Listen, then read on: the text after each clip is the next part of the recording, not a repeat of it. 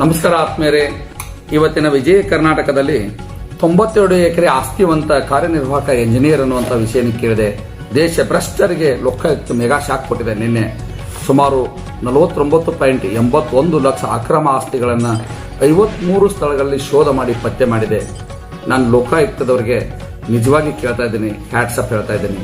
ಯಾಕಂದ್ರೆ ಇಡೀ ಭಾರತ ದೇಶದ ಪ್ರತಿಯೊಬ್ಬ ಪ್ರಜೆಯ ತಲೆ ಮೇಲೆ ಸುಮಾರು 2.5 ಲಕ್ಷ ರೂಪಾಯಿ ಸಾಲಿದೆ. ಕೇಂದ್ರ ಸರ್ಕಾರ, ರಾಜ್ಯ ಸರ್ಕಾರ ಈ ಸಾಲವನ್ನು ಹರಿಯಲಿಕ್ಕೆ ಲೋಕಾಯುಕ್ತರಿಗೆ ಕೇವಲ ಒಂದು ವಾರ ಕಾಲಾವಕಾಶ ಕೊಟ್ಟರೆ ಸಾಕು.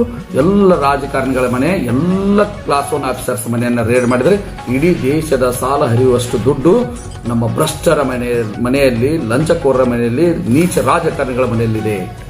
ಅಷ್ಟೇ ಅಲ್ಲದೆ ಆತ್ಮೀಯರೇ, ಕರ್ನಾಟಕ ರಾಜ್ಯದಲ್ಲಿ ಸುಮಾರು 2,58,000 ನೌಕರಸ್ಥ ಹುದ್ದೆಗಳ ಖಾಲಿದ್ದು ಸರ್ಕಾರ ಕಳೆದ ಒಂದು 4-5 ತಿಂಗಳ ಹಿಂದೆ ಧಾರವಾಡದಲ್ಲಿ ನಡೆದಂಥ ಕ್ರಾಂತಿ, ಜಮಖಂಡಿಯಲ್ಲಿ ನಡೆದಂಥ ಕ್ರಾಂತಿ, ರಬಕೈಯಲ್ಲಿ ನಡೆದಂಥ ಕ್ರಾಂತಿ, ವಿದ್ಯಾರ್ಥಿಗಳ ಕ್ರಾಂತಿ, ಬಾಂಗ್ಲಾದೇಶದಲ್ಲಿ ನಡೆದ ಕ್ರಾಂತಿಗೂ ಮೀರಿ ನಡೆಯುವಂತಹ ಹಂತಕ್ಕೆ ಹೊರಟಿತು. ಎಚ್ಚೆತ್ತುಕೊಂಡ ಸರ್ಕಾರ ಅಲ್ಲಷ್ಟು ಇಲ್ಲಷ್ಟು ನೌಕರಿಗಳನ್ನು ಕರೆದು ಫಿಲ್ಅಪ್ ಮಾಡ್ತಾ ಇದೆ.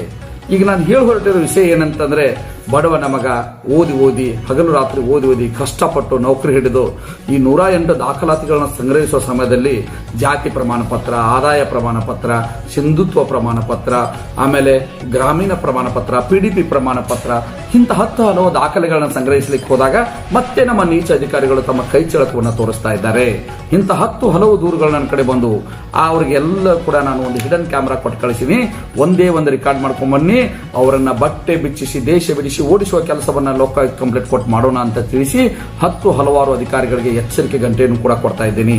ಆತ್ಮೀಯ ನನ್ನೆಲ್ಲ ನಾಗರಿಕ ಬಂಧುಗಳೇ, ನೀವೆಲ್ಲ ಧೈರ್ಯದಿಂದಿರಿ. ಯಾವ ಅಧಿಕಾರಿಗೂ 1 ರೂಪಾಯಿ ಲಂಚ ಕೊಟ್ಟು ನಿಮ್ಮ ಪ್ರಮಾಣ ಪತ್ರಗಳನ್ನು ಪಡೆದುಕೊಳ್ಬೇಡಿ. ಯಾವುದೇ ಅಧಿಕಾರಿ ನಿಮ್ಗೇನಾದ್ರೂ ಲಂಚಕ್ಕೆ ಬೇಡಿಕೆ ಇಟ್ಟರೆ ದಯವಿಟ್ಟು ನನ್ನ ಗಮನಕ್ಕೆ ತಗೊಂಬನ್ನಿ.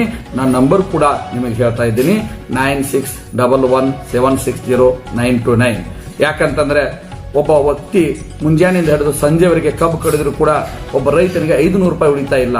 ಇವತ್ತು ಅಧಿಕಾರಿಗಳು 5,000, 10,000, 20,000, 30,000, 50,000 ಲಂಚದ ಬೇಡಿಕೆ ಇಟ್ಟು ಬಡವರ ಮಕ್ಕಳ ಒಂದು ರಕ್ತವನ್ನು ಹೀರ್ತಾ ಇದ್ದಾರೆ.